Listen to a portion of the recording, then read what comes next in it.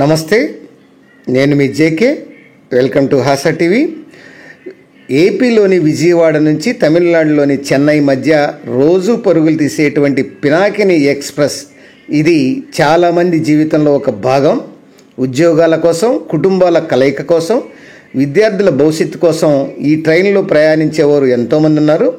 అలాంటి ట్రైన్లో ఒక్కసారి కూర్చున్న వారికి ఇది ఎలా మారిపోయింది ఇప్పుడు ఒక్కసారి ప్రయాణిస్తేనే తెలుస్తుంది. ఎందుకంటే పినాకిని ఎక్స్ప్రెస్ పూర్తిగా మారిపోయింది. కొత్త డిజైన్తో తయారు చేయబడ్డారు. కొత్త అధునాతనటువంటి సీటింగు, అధునాతనమైనటువంటి అనుభూతులతో ప్రజెంట్ పినాకిని ఎక్స్ప్రెస్ రాకపోకలు సాగిస్తుంది. దానికి సంబంధించిన వివరాలన్నీ కూడా ఈ వీడియో ద్వారా తెలియజేస్తాను. వీడియో చివరి దాకా చూసి ఒక్క లైక్ ఇచ్చి మీ అభిప్రాయాన్ని కామెంట్ రూపంలో తెలియజేసి మా ఛానల్ని సబ్స్క్రైబ్ చేయండి ఫ్రెండ్స్. ఎంతో సౌకర్యవంతంగా, ఎంతో ఆహ్లాదకరంగా ప్రయాణికులను తీసుకువెళ్తున్న రాకపోకలు సాగిస్తున్నటువంటి పినాకిని ఎక్స్ప్రెస్ ప్రస్తుతం గతంలో కన్నా ఇప్పుడు ట్రెండ్ మారింది. సీటింగ్ మారింది, ప్రయాణం మారింది, దాని శబ్దాలు మారాయి. అయితే ఈ విషయాలు తెలుసుకునే ముందు ఈ పినాకిని ఎక్స్ప్రెస్ యొక్క పుట్టు పూర్వత్రాలు కూడా కొంచెం తెలుసుకొని తర్వాత ప్రస్తుతం ఈ ట్రైన్లో అవలంబిస్తున్నటువంటి ఈ యొక్క సౌకర్యాలు, ప్రస్తుత ఈ యొక్క పినాకిని ఎక్స్ప్రెస్ స్థితిగతులపై మనం తెలుసుకుందాం. ముందుగా ఈ పినాకిని ఎక్స్ప్రెస్ పేరు ఎట్లా వచ్చింది, ఇది ఎప్పుడు మొదలైందనే విషయానికి వస్తే, పినాకిని ఎక్స్ప్రెస్ ఆంధ్రప్రదేశ్లోని విజయవాడ జంక్షన్ నుంచి తమిళనాడులోని చెన్నైల మధ్య నడిచేటువంటి వేగమైన ట్రైన్ ఇది. ఈ బండి 1991లో స్టార్ట్ అయింది. పెన్నా నది మీదుగా ఈ ట్రైన్ నడుస్తుంది కాబట్టి దీనికి పినాకిని అనే పేరు పెట్టారు. భారతీయ రైల్వేలోని, దక్షిణ మధ్య రైల్వేలోని విజయవాడ రైల్వే విభాగం దీన్ని నడుపుతుంది. ఈ రైలు కొంత వేగంగా నడుస్తుంది. అయితే ప్రస్తుతం నడిపేవాళ్ళు దీన్ని దక్షిణ మధ్య రైల్వే. ఇది మొదలయ్యేది విజయవాడ నుంచి. మొత్తం 13 స్టేషన్లలో ఆగుతుంది. చెన్నై చివరి స్టేజీ. ప్రయాణ దూరం వచ్చేసి 431 కిలోమీటర్లు, అంటే 268 మైళ్ళు. అట్లానే 7 గంటల ప్రయాణం చేస్తుంది. ఈ పినాకిని ఎక్స్ప్రెస్ డైలీ సర్వీసు, అంటే ప్రతిరోజు ఈ ఎక్స్ప్రెస్ అనేది నడుస్తుంది. విజయవాడ, ఎంజీఆర్, చెన్నై సెంట్రల్ మధ్య నడిచేటువంటి ఈ పినాకిని ఎక్స్ప్రెస్ దక్షిణ మధ్య రైల్వే అధికారులు తాజా సమాచారం ఇచ్చారు దీని గురించి. ఈ ఎక్స్ప్రెస్కు కొత్త ఎల్హెచ్బి బోగీలను అమర్చారు. ఎల్హెచ్బి బోగీలు ఎక్స్ప్రెస్కు అందుబాటులోకి రావడం అనేది తొలిసారిగా ఇది కావడం ప్రాధాన్యత సంతరించుకున్నటువంటి విషయం. జర్మనీకి చెందిన లింక్ అహ్మద్ బుష్క్ సంస్థ డిజైన్ చేసిన బోగీలు ఇవి. చెన్నై, పంజాబ్లోని కపుర్తల, రాయబర్గేలీలలో ఈ రైల్వే కోచ్ల ఫ్యాక్టరీలో ఇవి తయారవుతాయి. అట్లానే ఐసీఎఫ్ రూపొందించినటువంటి ఈ బోగీలతో పోల్చుకుంటే ఈ ఎల్హెచ్బి కోచ్లు మరింత సౌకర్యవంతంగా, విలాసవంతంగా ఉంటాయి.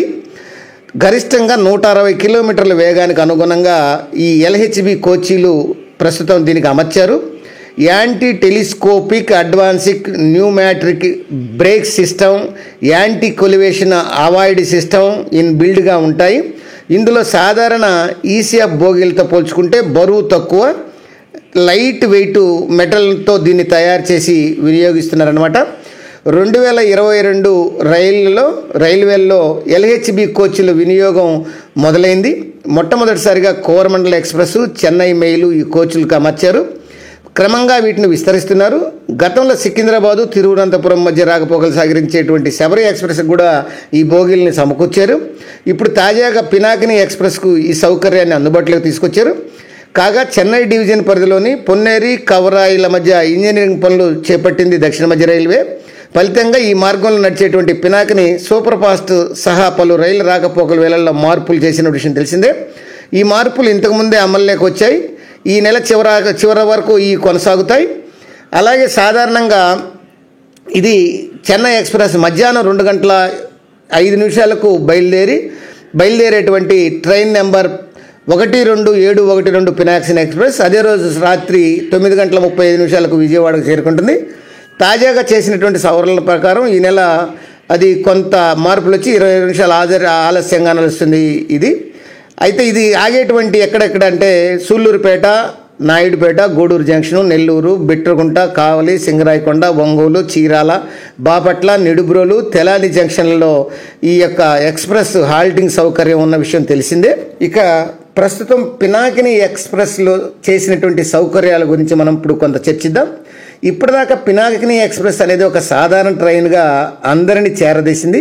కానీ ఇప్పుడు అది వేగం, నూతనత, సౌలభ్యం అన్నటువంటి 3 అంశాలతో ముందుకు దూసుకుపోతుంది. ప్రస్తుతం పినాకిని ఎక్స్ప్రెస్ బిగించినటువంటి కొత్త కోచ్లతో ఇప్పుడు ట్రైన్ మరింత వేగంగా ప్రయాణిస్తుంది. ఇదివరకు ట్రైన్ వేగంతో నడిపితే గాడిలోంచి ఊగే అవకాశం ఉంది. కానీ ఇప్పుడు కోచ్లు డిజైన్ అలా ఉండదు. ఇవి స్పీడ్కు తగ్గట్టుగా దృఢంగా తయారవుతాయి.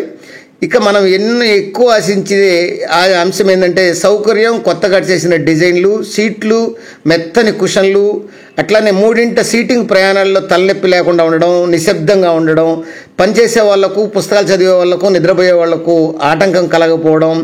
విజయవాడ, చెన్నై మధ్య ఈ ఎక్స్ప్రెస్ ఇంత ప్రజాదరణ పొంది రోజు నడిచేటువంటి ట్రైన్ కావడంతో రోజు వందలాది మంది ప్రయాణికులు ఇదే ట్రైను, అలాంటి వారికి ఇది ఒక మంచి అనుభవాన్ని ఇస్తుందని చెప్పొచ్చు. ఎవరైనా జర్నీ చేయదలుచుకుంటే పినాకిని ఎక్స్ప్రెస్లో జర్నీ చేస్తే ఓహో పినాకిని అనేటువంటి అవకాశం ఉందని ప్రయాణికులే చెప్తున్నారు.